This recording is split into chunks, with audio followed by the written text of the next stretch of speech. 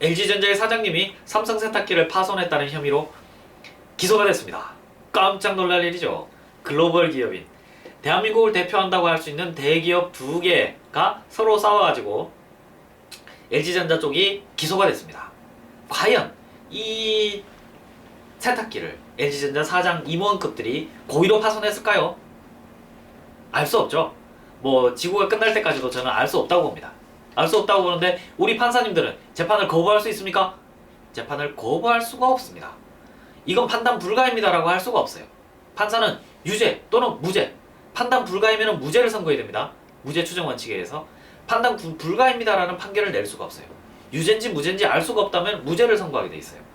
유죄다 싶으면 유죄를 해야 되는데 유죄의 확신이 들어야 됩니다.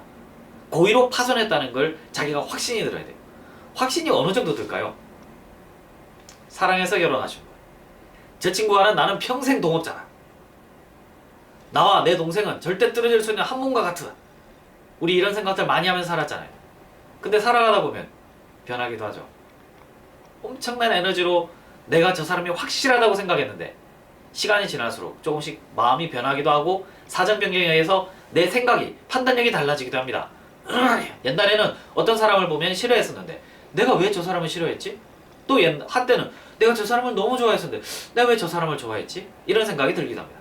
판사님의 판단, 이 사람이 고의로 파손했다, 고의로 파손하지 않았다 라고 판단을 한 것이 시간이 흐르면은 그분의 판단도 내가 그때 잘못 생각한 걸까? 이 생각이 들 수도 있습니다. 하지만 판사님들은 재판을 거부할 수 없습니다. 무조건 판단을 내려야 됩니다.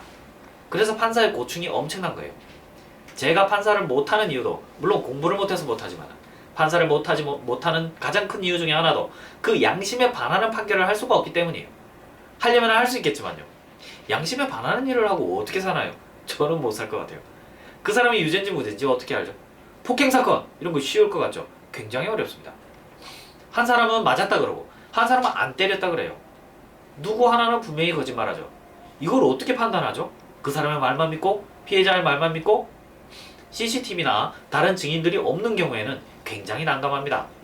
게다가 이쪽 사람들은 때렸다 그러고 이쪽 한 무더기는 안 때렸다 그러면요. 그게 3대3이다 해보세요. 이거 환장할 일이죠. 그래도 판사는 그 판단을 거부할 수 없습니다. 누구 하나 편은 들어줘야 돼요. 그러니까 너무나 어려운 거죠. 삼성 LG 사건, 이 세탁기 파손 사건이 과연 고의에 의한 손괴의 범죄일지 그건 모르겠어요. 다만 이 변호사님이 약간 힌트를 주고 있어요. LG전자를 변호하신 우리 변호사님의 한 말씀 들어볼까요? 글로벌 기업의 사장이 상대 회사 직원들까지 지켜보는 앞에서 고의로 손괴를 했다고 인정할 만한 증거가 있을지 의문이다. 직원들이 지켜보는 앞에서 고의로 손괴했다고 인정할 만한 증거가 있을지 의문이라고요? 이 말 속에 유죄인지 무죄인지가 사실은 다 들어있습니다. 이걸 잡아내실 수 있는 분은 아주 센스 있으신 분이죠. 만약 고의로 손괴를 하지 않았다면 이런 표현이 나올 수 없습니다. 절대로. 이게 제가 너무 앞서간 건가요? 제 생각이 그렇다는 하는 겁니다. 사실을 말하는 것이 아니라 이 변호사님이 말씀을 조금 달리 표현하셨어야 되지 않나 싶어요. 센스 있는 변호사님이 아닌 것 같습니다. 제 생각에는. 변호사님이 표현을 잘 하셔야죠. 고의로 손괴했다는 점을 인정할 증거가 있을지 의문이다. 이 표현이 좀 묘하지 않나요?